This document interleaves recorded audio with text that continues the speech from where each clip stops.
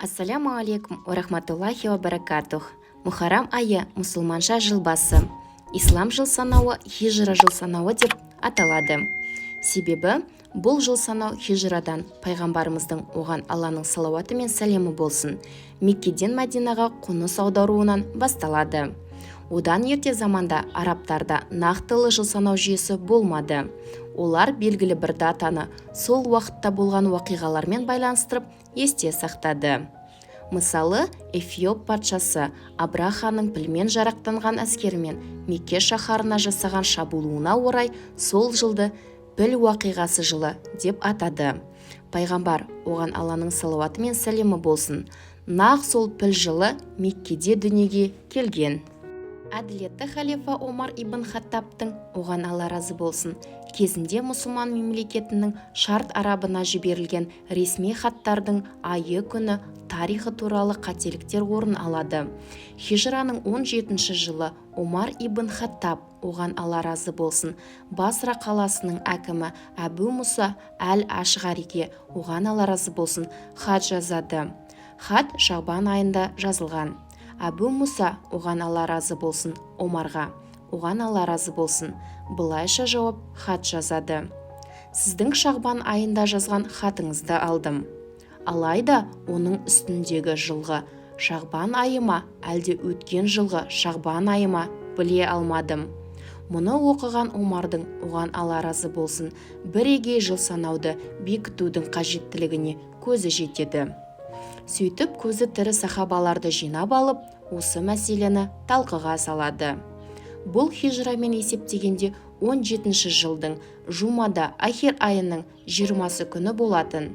Ал милади жыл санауымен есептегенде 638 жылдың шілде айының 8-і еді. Талқыға жиналған сахабалар жыл санаудың қай мерзімінен бастау керектігі жайында өзара пікір таластырады. Кейбірі пайғамбардың, оған Алланың салауаты мен сәлемі болсын, туған жылынан бастауды жөн деп тапса, енді бірі хижра оқиғасынан бастау қажеттігін алға тартады.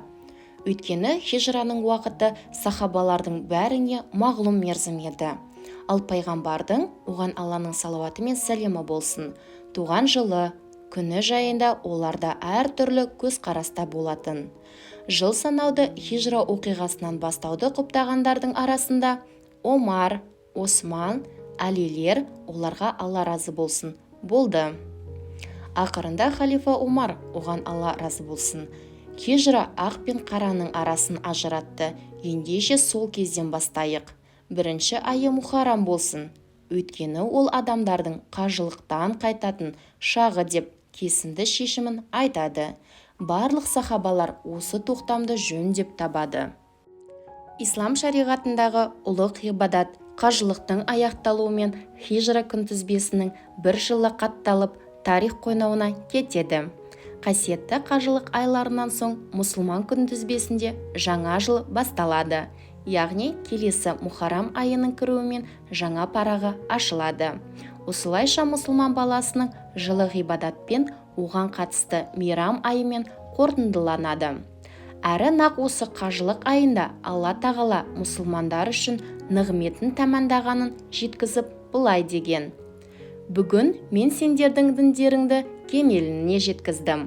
Сендерге деген нығметімді тәмәмдап, исламды сендерге дін етуге разылық таныттым. Мәйда сүресі 3-ші аят. Бұл қасиетті аят Құран кәрімнің соңғы түскен аяттарының бірі. Ендеше осы Құранның нәзілі тәмамдалған аят түскен аймен мұсылман күнтізбесі де тәмамдалып, тағы бір жылды қорытындылайтын сәт келеді.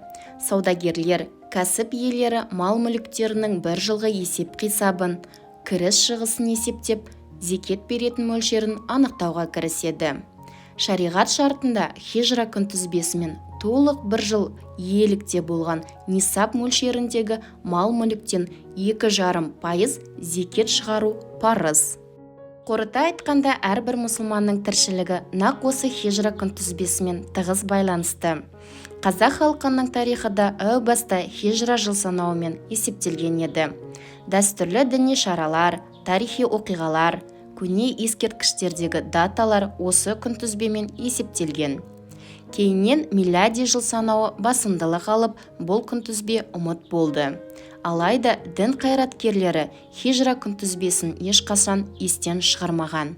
Мысалы, қайтыс болған кісінің жасы хижра жыл санауымен есептеледі. Мухаррам айы мұсылман жыл санауының алғашқы айы болып есептеледі. Мухаррам сөзі қасиетті, тыйым салынған дегенді білдіреді. Бұл ай Құран кәрімде айтылған қасиетті 4 айдың бірі. Алланың елшісі, оған Алланың салауаты мен сәлемі болсын, Мухаррамды Алланың айы деп атаған. Әбу Хурайрадан, оған Алла разы болсын, жеткен риуаятта Алла елшісі, оған Алланың салауаты мен сәлемі болсын. Рамазан оразасынан кейінгі ең абзал ораза Алланың айы, Мухаррам айында тұтылған ораза деген Мүслім риуаят еткен. Мухаррам айында келетін Ашура күні мұсылман тарихындағы айтулы күндердің бірі. Ашура сөзі 10-шы деген мағынаны білдіреді, яғни Мухаррам айының 10-шы жұлдызы. Пайғамбар, оған Алланың салауаты мен сәлемі болсын, алғаш Медина қаласына келгенде Рамазан айының оразасы парыз болмаған шақта қаладағы яһудилердің Мухаррамның 10 күні ораза тұтатындығын көріп, олардан бұл оразаның себебін сұрайды. Сонда олар: біз үшін айтулы күн, нақ осы күні Алла тағала Мұса пайғамбар мен қауымын озбыр перғауыннан құтқарған деп жауап береді. Сонда пайғамбар, оған Алланың салауаты мен сәлемі болсын: олай болса, Мұсаға сендерден гөрі мен жақынмын деп мұсылмандарға осы күні ораза тұтуға бұйырады. Бірақ кейінірек Рамазан оразасын парыз етілген соң, қалаған адам тұтсын, қаламаған адам аузын ашсын деп ерікті ораза санатында қалдырады.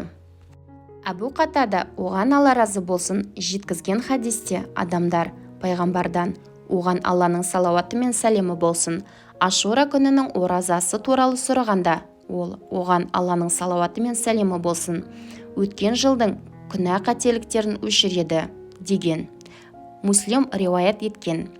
Ханафи мазхабының ғұламалары Ашура оразасы сүннет деп белгілеген. Сонымен қатар Ашура күнін жеке тұтпай, оған алдыңғы не кейінгі күнді қосып тұтуды ұсынған. Олар дәлел ретінде Алла елшісінің, оған Алланың салауаты мен сәлемі болсын, Ашурада ораза тұтыңдар және яһудилерге керісінше жасап, алдыңғы не кейінгі күнді де тұтыңдар деген хадисін алға тартқан. Алла тағала осы айда жасаған барлық ғибадаттарымызды, ізгі істерімізді қабыл алғай, алда келе жатқан жаңа хижра жылын күллі мұсылман үмметі үшін құт берекелі, бейбітшілік әрі татулық, достық, мейірім жылы етсін. Әмин.